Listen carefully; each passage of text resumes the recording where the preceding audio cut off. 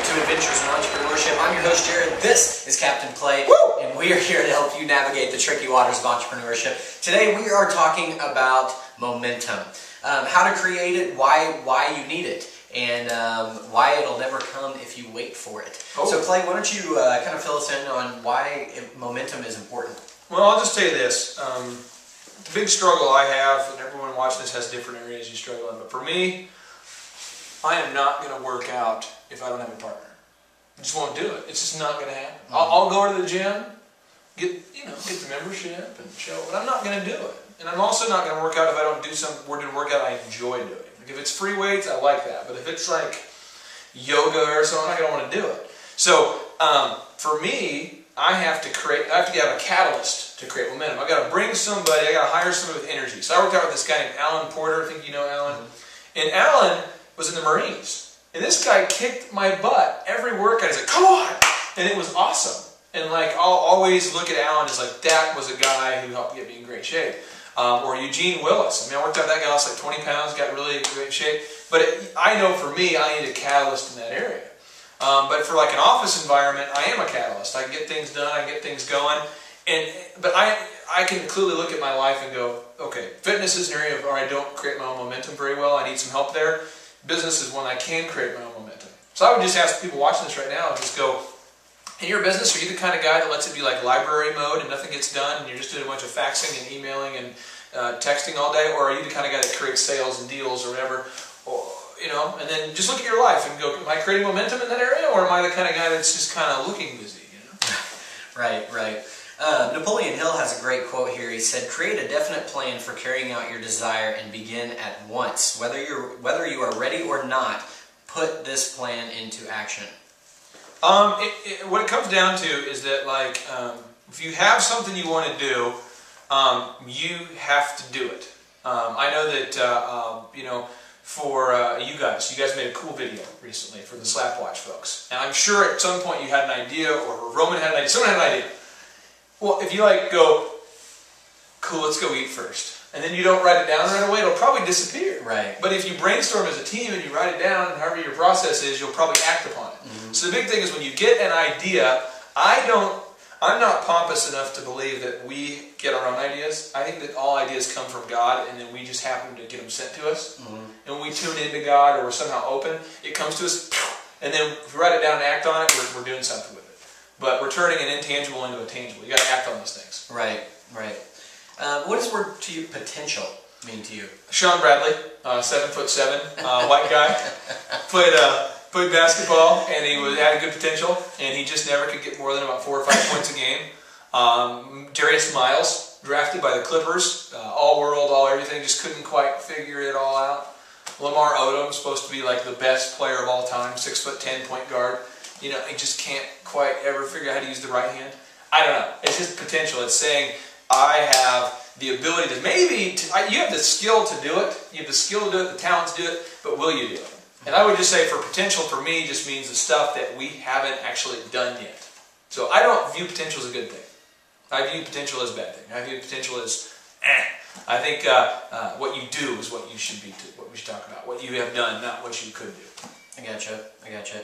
Now, what would you say the importance of urgency is? I think this is a sense of urgency about your life, knowing that you have a finite amount of time, and that time is your most important asset. And it's just a deal where, like, most of us would not just give $14 to a random dude who says, can I have 14 bucks? Maybe if somebody was a homeless guy and needed some help, but most people are like, sure, dude. Or, I need 12 grand. Can I get 12 grand? Sure, dude. I mean, you wouldn't waste your money there. But all of us, in some area of our life, waste a little bit of time. And I'm just encouraging you to redirect your time. I'm encouraging myself to redirect my time. Well, for instance, in terms of the sense of urgency, I can't stand television. And the reason why is because I feel like when I'm watching the TV, I feel like as I'm watching the people on the screen, I'm thinking, there's a lot of stuff that I need to get done, or there's somebody I need to call to thank or show appreciation for, or something I need to do, or time I need to spend with my kids, or something I need to be doing right now, and none of it is involving watching TV. And for some reason, unless it's like a sporting event, I can't tolerate it, And it's just, and for me, I didn't really have that view. I used to watch a lot of TV as a kid. But it's like once I had to-do lists and I started viewing my life with a sense of urgency, all of a sudden the desire to watch a bunch of TV went away for me. And that desire to make a bunch of to-do lists and to get aggressive about my life didn't really happen until one of my best, who was my best friend when Mark died when I was in college at ORU, your roommates and everything. And when he passed away, there wasn't like a warning. There wasn't like a, hey, your friend's going to die soon. It was just, came home, all the guys are there in the dorm, super somber, quiet atmosphere, normally like a frat house environment. And, you know, my good friend Adam tells me that my roommate and best friend died.